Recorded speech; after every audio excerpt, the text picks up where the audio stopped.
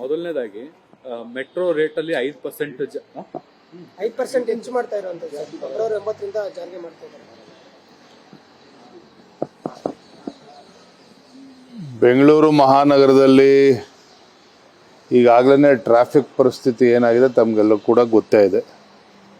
ದಿನೇ ದಿನೇ ಇವತ್ತು ಬೆಂಗಳೂರು ಮಹಾನಗರದಲ್ಲಿ ವಾಹನದ ದಟ್ಟಣೆಯಿಂದಾಗಿ ಸಂಚಾರ ಮಾಡ್ತಕ್ಕಂಥದ್ದು ಅಸಾಧ್ಯ ಅನ್ನೋ ರೀತಿಯಲ್ಲಿ ಆಗಿದೆ. ಇದ್ರ ಮಧ್ಯೆ ಮಾಸ್ ಟ್ರಾನ್ಸ್ಪೋರ್ಟ್ ಸಿಸ್ಟಮ್ ಅಂದರೆ ಮೆಟ್ರೋ ಅಂತಕ್ಕಂಥದ್ರಲ್ಲೂ ಕೂಡ ಈ ರೀತಿ ದರ ಏರಿಕೆನ ಜಾಸ್ತಿ ಮಾಡಿಕೊಂಡು ಈ ರೀತಿ ಹೊರಟ್ರೆ ಮಹಾನಗರ ಜನತೆಗೂ ಕೂಡ ಇದು ಹೊರೆ ಆಗ್ತದೆ. ಅಷ್ಟೇ ಅಲ್ಲ, ಬೆಂಗಳೂರು ಪರಿಸ್ಥಿತಿ ಇನ್ನೂ ಕೂಡ ಬಿಗಡಾಯಿಸುತ್ತೆ. ಯಾಕೆಂದರೆ ಬೆಂಗಳೂರು ಮಹಾನಗರ ಅಂತ ಹೇಳಿದ್ರೆ ಕೇವಲ ಭಾರತದಲ್ಲಿ ಅಷ್ಟೇ ಅಲ್ಲ, ಇಡೀ ಜಗತ್ತಿನಲ್ಲಿ ಇವತ್ತು ಚರ್ಚೆ ಆಗುವಂಥದ್ದು. ಆದರೆ ರಾಜ್ಯ ಸರ್ಕಾರ ಈ ರೀತಿ ಅವೈಜ್ಞಾನಿಕವಾಗಿ ಈ ರೀತಿ ರೆಕಮೆಂಡ್ ಮಾಡ್ತಕ್ಕಂಥದ್ದು, ದರ ಜಾಸ್ತಿ ಮಾಡೋದಕ್ಕೆ ಮಾಡುವಂಥದ್ದು, ಗಾಯದ ಮೇಲೆ ಬರೆ ಎಳೆಯುವಂಥ ಕೆಲಸ ರಾಜ್ಯ ಸರ್ಕಾರ ಮಾಡ್ತಾ ಇರುವಂಥದ್ದು ಇದು ಖಂಡಿತ ಸರಿಯಲ್ಲ. ನಾವು ಇದನ್ನು ವಿರೋಧಿಸ್ತೇವೆ.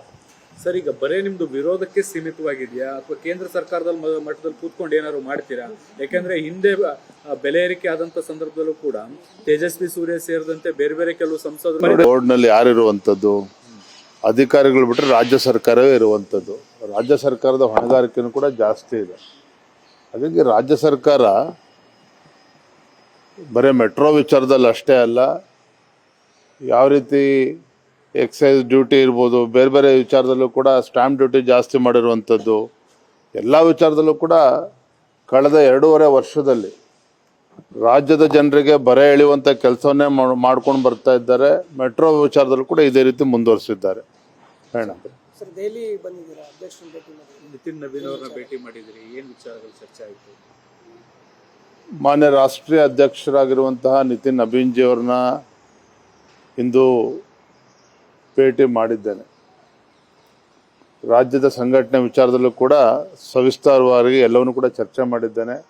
ಬಹಳ ಮುಖ್ಯವಾಗಿ 4 ಸ್ಥಾನಗಳಿಗೆ ವಿಧಾನ ಪರಿಷತ್ ಚುನಾವಣೆ, ಗ್ರ್ಯಾಜುಯೇಟ್ ಮತ್ತು ಟೀಚರ್ಸ್ ಕಾನ್ಸ್ಟಿಟ್ಯುನ್ಸಿ, ಆ ಚುನಾವಣೆಯ ನಮ್ಮ ಅಭ್ಯರ್ಥಿಗಳ ಬಗ್ಗೆನೂ ಕೂಡ ಚರ್ಚೆ ಮಾಡಿದ್ದೇವೆ.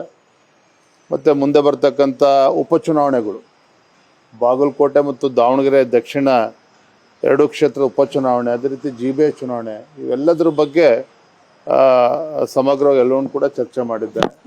ಮುಂದೆ ಯಾವ ನಿಟ್ಟಿನಲ್ಲಿ ನಾವು ಸಾಗಬೇಕು ಅವರ ಮಾರ್ಗದರ್ಶನ ಕೂಡ ನಾವು ಪಡೆದುಕೊಂಡಿದ್ದೇನೆ. ಶಿವಲಿಂಗೇಗೌಡರು ನಿನ್ನೆ ಅವಾಚ್ಯ ಶಬ್ದಗಳನ್ನ ಬಳಕೆ ಮಾಡಿರುವಂಥದ್ದು ನೋಡಿ, ಶಿವಲಿಂಗೇಗೌಡರು ಒಬ್ಬ ಹಿರಿಯ ಶಾಸಕರಿದ್ದಾರೆ. ಇವತ್ತು ಅವ್ರು ಯಾವ ಪಕ್ಷದಲ್ಲಿದ್ದಾರೆ ಅದ್ರ ಬಗ್ಗೆ ಚರ್ಚೆ ಮಾಡೋದಕ್ಕೆ ಹೋಗೋದಿಲ್ಲ. ಆದರೆ ಒಬ್ಬ ಹಿರಿಯ ಶಾಸಕರಾಗಿ ನಾವು ವಿರೋಧ ಪಕ್ಷದವರು ಟೀಕೆ ಮಾಡುವಂಥದ್ದು, ಸದನದಲ್ಲಿ ಬಾವಿಗಿಳಿದಾಗ ನಾವು ಹೋರಾಟ ಮಾಡ್ತಕ್ಕಂಥದ್ದು ಸಹಜ. ಆದರೆ ಅವರು ಈ ರೀತಿ ನಮ್ಮ ಶಾಸಕರ ಬಗ್ಗೆ, ಅವರ ಕುಟುಂಬದ ಸದಸ್ಯರ ಬಗ್ಗೆ, ಅವರ ಧರ್ಮಪತ್ನಿ ಬಗ್ಗೆ ಮಾತನಾಡ್ತಕ್ಕಂಥದ್ದು ನಾನು ಇದನ್ನು ಖಂಡನೆ ಮಾಡ್ತೇನೆ. ಇವತ್ತು ಹಿರಿಯ ಶಾಸಕರೇನಿದ್ದಾರೆ, ನಮ್ಮಂಥವ್ರಿಗೆ ಅಥವಾ ಮೊದಲ ಬಾರಿ ಶಾಸಕರು ಗೆದ್ದಂಥವ್ರಿಗೆ ಅವರು ಮಾದರಿ ಆಗಿರಬೇಕಾಗ್ತದೆ. ಅಂತ ಹಿರಿಯ ಶಾಸಕರು ಇವತ್ತು ಅಡ್ಡದಾರಿಲಿ ಹೋದರೆ ಈ ರೀತಿ ಹೇಳಿಕೆಗಳನ್ನು ಕೊಡೋದ್ರ ಮುಖೇನ ನಮ್ಮ ಶಾಸಕರು ಕೂಡ ಅಗೌರವ ಮಾಡುವಂಥ ಕೆಲಸ ಮಾಡಿದ್ದಾರೆ.